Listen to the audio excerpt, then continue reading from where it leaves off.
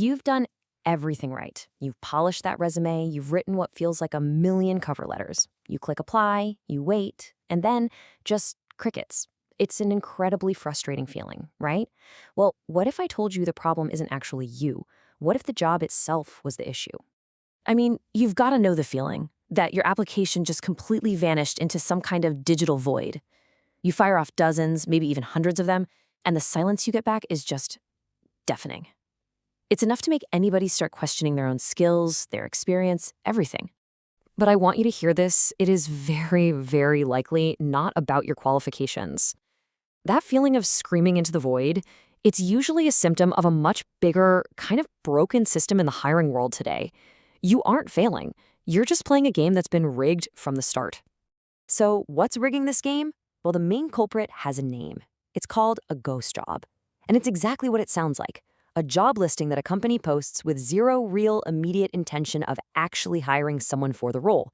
And as you're about to see, they are absolutely everywhere. So, okay, just how big of a problem are we talking about here? Well, the numbers are, to be honest, pretty staggering, and they paint a really clear picture of just how warped the job market has become. The scale of this is genuinely shocking. An analysis of U.S. job listings found that nearly 28%, let that sink in, that's almost 3 out of every 10 jobs you scroll past, are probably ghost jobs. Just think about that for a second. For every 10 applications you send out, almost 3 of them are for a position that doesn't even really exist. And this isn't just some one-off study. Nope, the evidence is popping up everywhere. Greenhouse, which is a huge hiring platform, found that about 1 in 5 postings on their own site showed literally zero activity from a hiring team. But oh, it gets so much worse. A resume builder survey found that not only do 40% of companies straight up admit to posting ghost jobs, an unbelievable 85% of those companies will even conduct interviews for roles they know they're never going to fill. And this isn't just survey data. You can see it in the government's own numbers. The Bureau of Labor Statistics consistently shows this massive gap between the number of job openings companies claim to have and the number of people they actually hire. I mean, look at this recent month, a gap of over 2 million phantom roles. And this isn't an anomaly. This has been happening every single month for years. So that leads to the really big question. Why? Why on earth would companies waste time and money posting jobs they don't even plan to fill?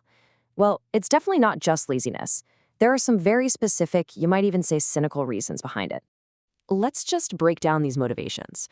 The number one reason, cited by a wild 62% of managers, is to pressure their current employees, to make them feel like they're easily replaceable.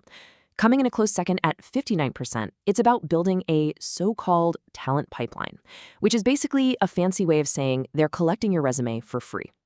And for 43%, it's just PR, pure and simple, posting jobs to look like they're growing for investors and competitors. When you really put all that together, it boils down to something pretty harsh. All of your hard work, your time, your hope that you pour into that application, it's being used by the company as free marketing, as a tool to intimidate their own staff, and as a way to gather your personal data for free. Okay, that was a lot of bad news, I know. But here's the good news. You can actually learn to spot these phantoms from a mile away. So let's get into the practical stuff, the tools you can use to protect your time and, frankly, your sanity. Here it is, your 4-step test for any job posting you see from now on. First, check the date it was posted. Real, urgent jobs are almost never left open for more than a month. Second, scan the language. Is it full of vague corporate jargon like team player? That's super easy to copy and paste for a fake posting. Third, you've got to verify the source. If you can't find that same job on the company's official careers page, that's a massive red flag. And finally, look for specifics. Real jobs have real details, like a salary range or the name of the hiring manager. Let's just see this in action, side by side.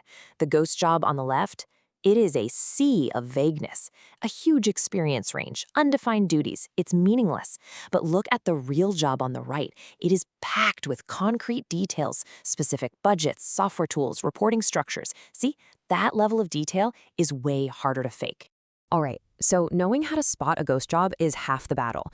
But now, we've got to build a new, smarter strategy that puts you back in the driver's seat of your own career search. So here is your new game plan. 1, you're going to focus only on fresh postings, anything less than 3 weeks old. 2, always, and I mean always, double-check the company's official site to confirm the job is real. 3, and this one is so important, network first. A referral from someone who already works there is basically the ultimate cheat code to bypass this whole ghost job system. 4, target companies that show real signs of growth like they just got new funding. And 5, and this is maybe the most important, protect your time and your mental health. Set limits to avoid burnout. Look, the old way of just blasting out hundreds of applications is broken because the system itself is broken. It treats your time and your data like a free resource. The only way you can win this game is to stop feeding that machine and start hunting in a much more targeted, intelligent way. So yeah, the job market is filled with these phantoms, but it is not impossible to navigate. You are now armed with the data, the red flags, and the strategy to see right through all the noise. You're not just a job seeker anymore. You're an informed hunter. The game is rigged, sure, but now you know the rules.